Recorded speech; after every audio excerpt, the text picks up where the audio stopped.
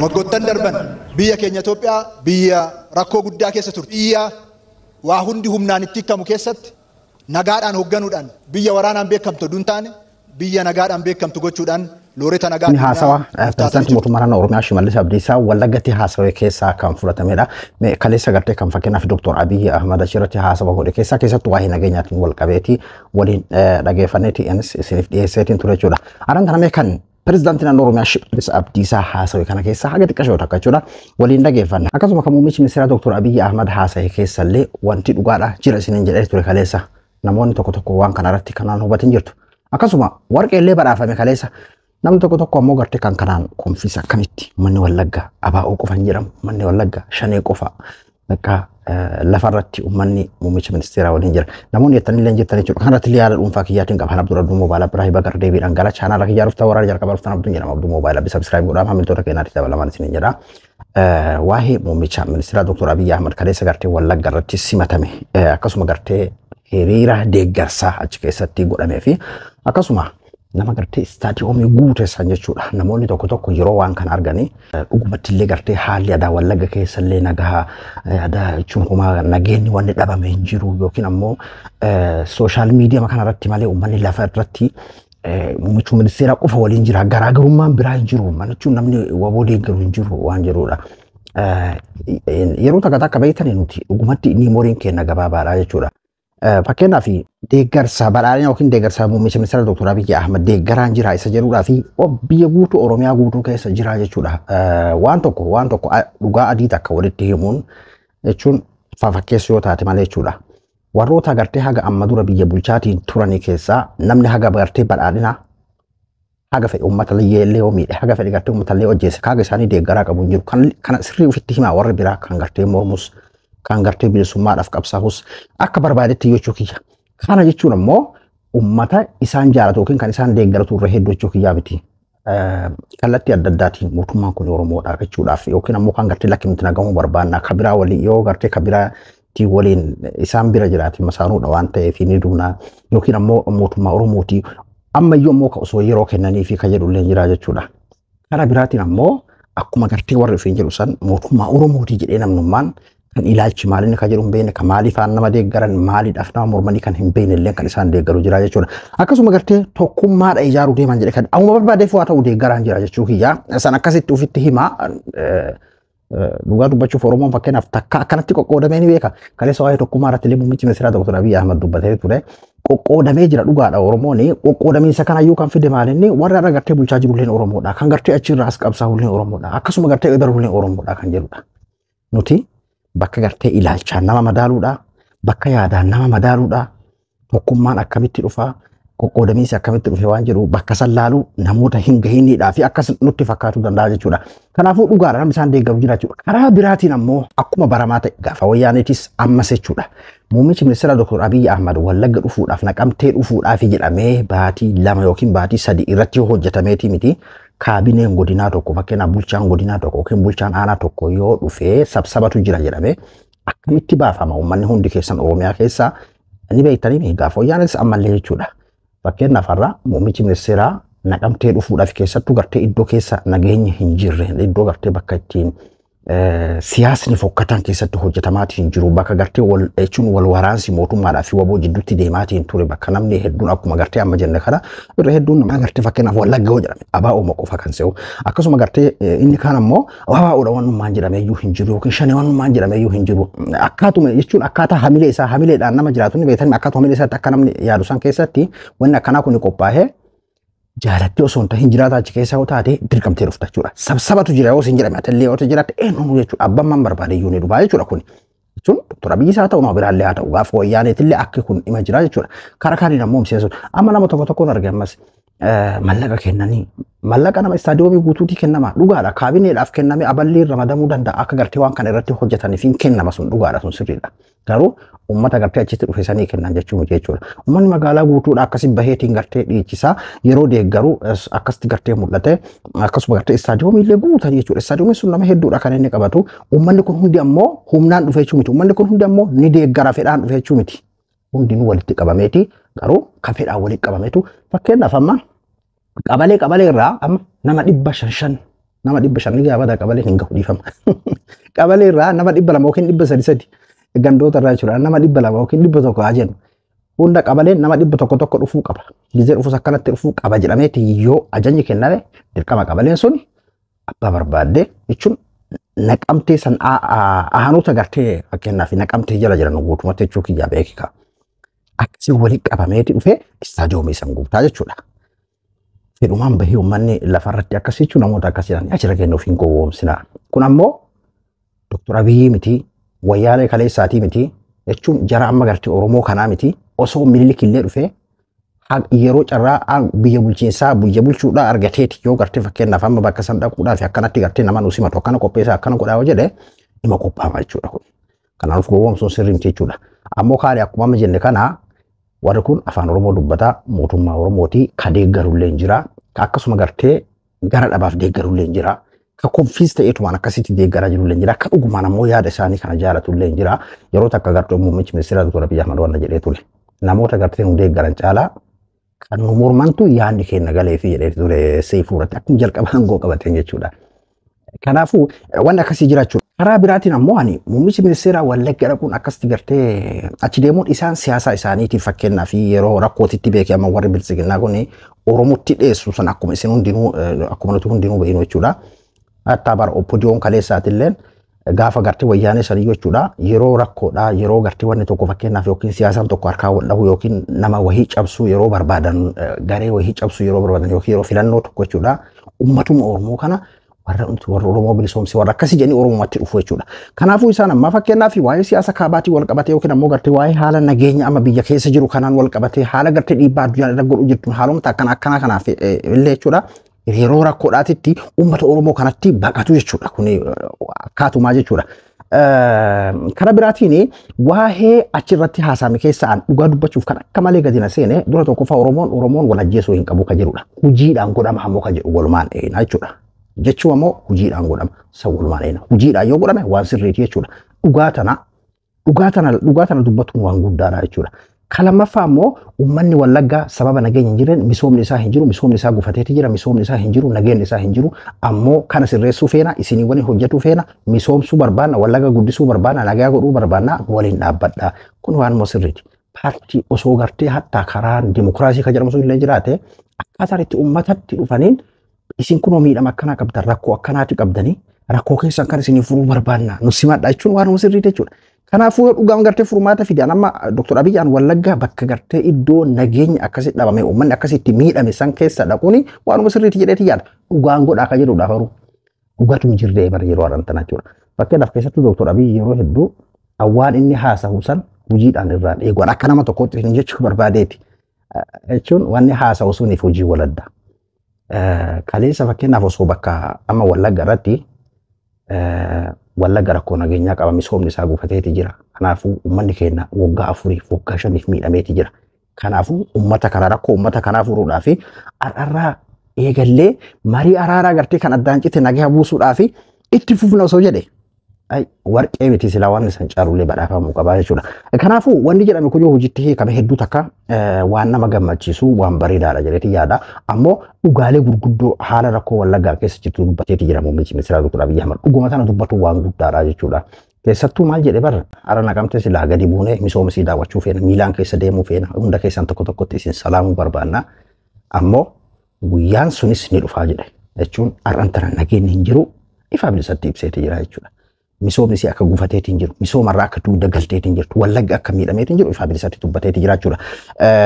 Jechuun rakkoon tokko eega dubbatame furmaan isii maali ka jedhu beeke ka amma isaa warra gartee biyya bulchaatiin jiru miti.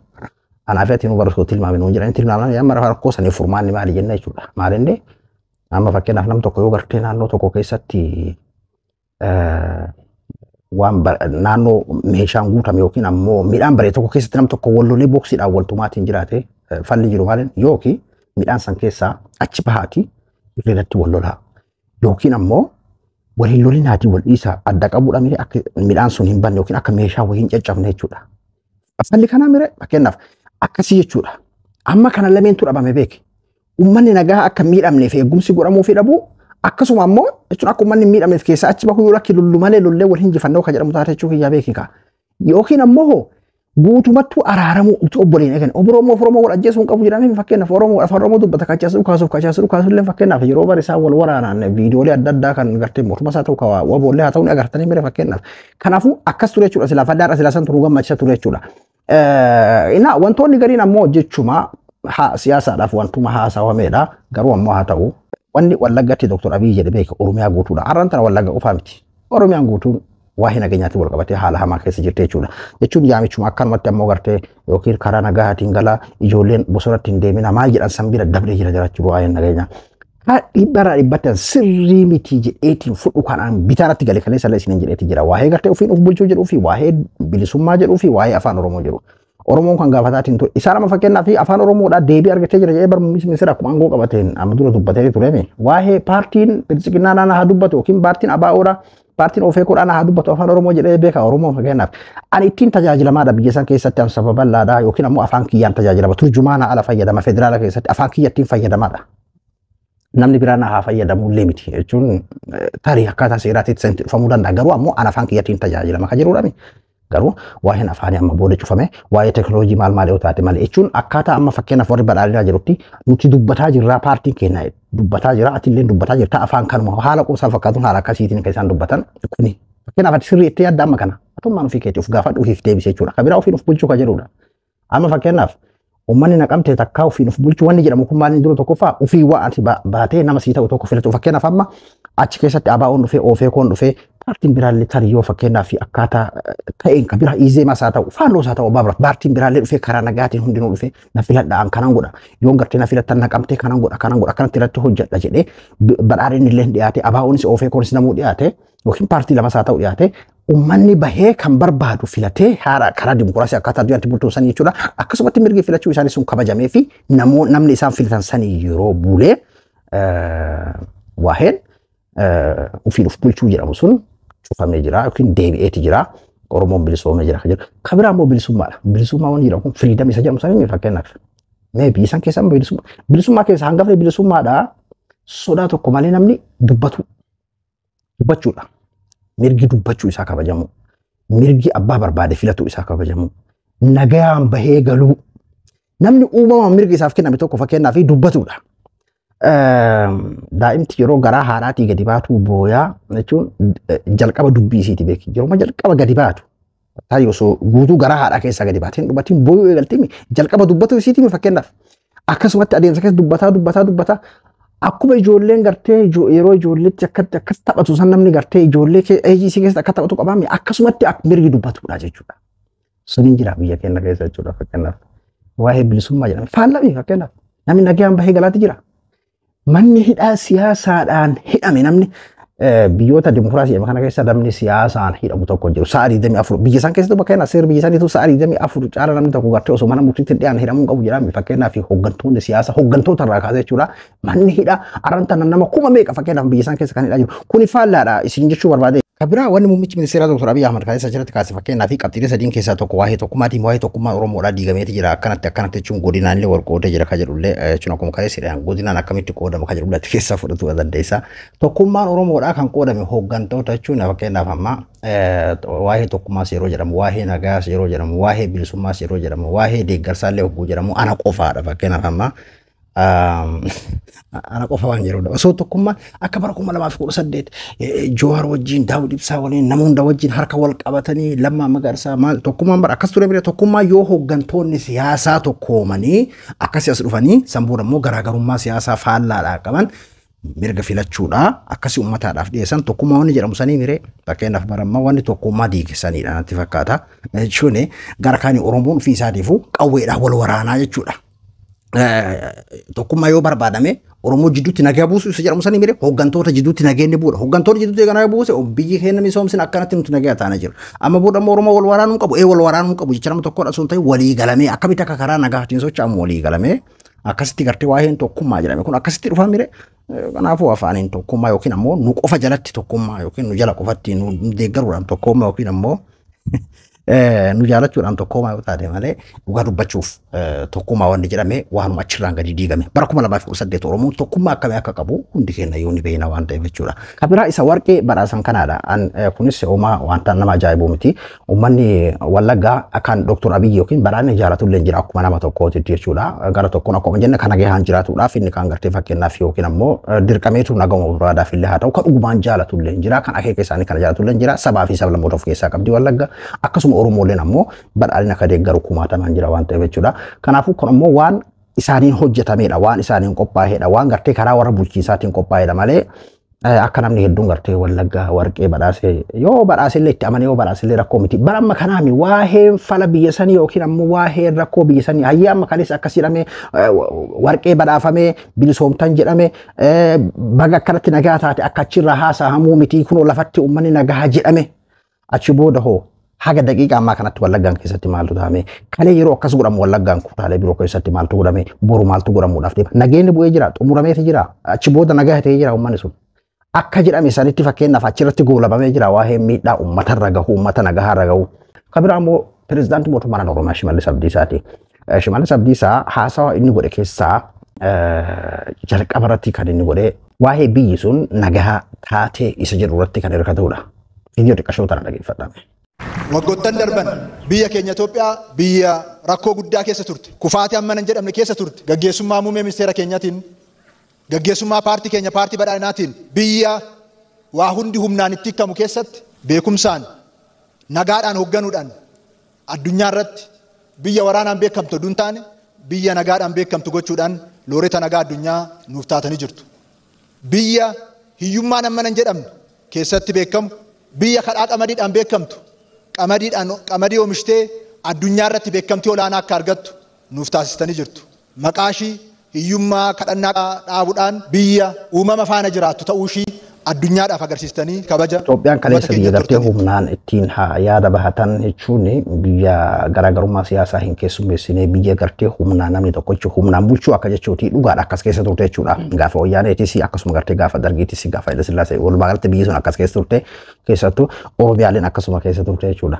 Ammantaan hoo wanni sun furmaata argatee jira jechuun humnaan jechuun karaa nagaa malee humni sun hafeeti jira akkam keessatti biyyi fakkeenyaaf ammas biyya gartee waraanaa irraa yookiin ammoo biyya gartee nageen itti sodaatamu keessaa gara biyya nagaa ta'uudhaan noobeelaa badhaafame kan jedhu waa'ee noobeelaa kana noobeelaa badhaafamuun dhugaadha noobeelli sun maalitti badhaafame kan jedhu Dr. Abiyyi akka aangoo qabatanii Eertiraa waliin araaramuudhaan biyya gartee waggaa meeqaaf wal waraantee diinummaadhaan wallaalaatiin turte nagaa buusuudhaan yeroo san qabatii walitti kaa'uu waa'ee siyaasii jechuudha. Garuu deebii ammoo waa'ee Eertiraa wajjin araaramuun waa'ee maalii irratti ture achi booda gartee addunyaan iyyuu noobeela badhaafame san irratti bu'aa meeqatu jedhamaatiin ture san irra hin deebinu malee biyya san keessatti biyya waraanaa irraa nagaa godheen Itoophiyaadhaa fi biyyoota ollaa waliin akkasuma gartee yeroo san keessatti mootummaadha kan rakkoo qabu kana booda wal ajjeesuun karaa nagahaatiin haasawa muummichi ministeeraa bara 2018 yeroo karaa aangootti dhufu haasawee yeroo san uummata guututu harka lamaaniin nu hundatu jedhee nama hundatu deeggare jechuudha. Amman tan ammoo meesin amma akkamiin ilaaltan fakkeenyaaf amma waa'ee looreetii nagahaa akkasiidha. Inni bara ammoo gartee biyya beelarra turtee biyya addunyaarra kadhaa qamadiidhaatiin beekamtu qamadii inumayyuu oomishne gara alaatti ergine jirra kan jedhudha. Kana gartee akka alaarraallee yeroo takka ittiin waa badhaafameeti ture muummichi ministeera Dr. Abiyyi Ahmad garuu Oromoon ammayyuu gartee beela jala jira. Osoo caamni waggaa takkaadha bu'ee Oromiyaa keessatti Itoophiyaa keessatti amman tanallee meeqatu jira akkasuma gartee Itoophiyaa keessatti nama meeqatu beelaa akka jedhudha fi ati ofii keetii iyyuu of gaafattee ofiif deebisuu ni dandeessa. Akka paartii isaaniititti keessattuu akka gartee hooggansa muummicha ministeera Dr. Abiyyi Ahmadiin akka biyya saniititti akkas taane jedhu kanarratti ni amma fakkeenyaaf biyyi sun waraana hin dabalatte moo wal waraansa hin dabalatte moo nagaa irra taate amman tana namni amma irra dhume moo gaafa Wayyaaneetii irra dhume fakkeenyaaf biyyuma keessatti namni nagaa jechuu kiyyaa beekika.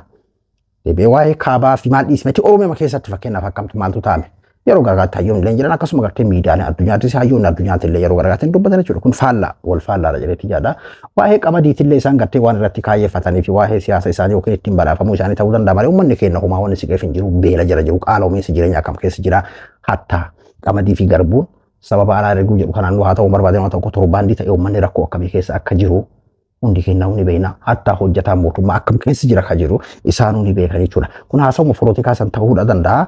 Ammoo folootikaallee fakkeenyaaf waan garii beektaa waan xiqqoo maajik ta'e kan akka Dr. Abiyyi haasawee san yoo taate malee amma kana kun maal akka ta'e naaf hin galu jechuudha. Kanaafuu waa'ee gartee uummata keenyaa kan Wallaggaadhaa furmaanni isaa araarri bu'ee guutuu Oromiyaa keessatti ammoo keessattuu uummata Wallaggaa akka akkasiin miidhame san akkuma muummichi ministeera Abiyyi Ahmad dhugaa isaanii galchee dhugaa san galchuu fi waan guddaadha. Miidhamaadha misoomni isaa nageenyi isaa garuu kanarraa immoo gara biraatiin tarkaanfattanii nagaan jiraachuun ni dhufa isin keessa miilaan deemee isin daawwachuu dhufa akkuma inni jedhe san akkas gaafa ta'e dhugaa dubbii hedduu takka waan bareedaadha wanni jedhamaa jiru leessanumaa jechuudha. Ka hojiidha walumaan ayinaa jechuudha. Ka biraa akka gartee ka waa'een Itoophiyaadha waraanarraa maal jedhu leessan gaafuma itti dhufnee agarreedha malee hagama waggoota jahan dabaran kana keessatti hin agarre waan faallaa kanaatiin waan wal faallaa ta'edha kan nuti argaatiin turre. Hundaafiyyuu rabbiin furmaatumaa fi biyya keenya kan abduu dhabduu mobaala biraa hanga qophii biraatii warra deebinutti nagayannaa tura.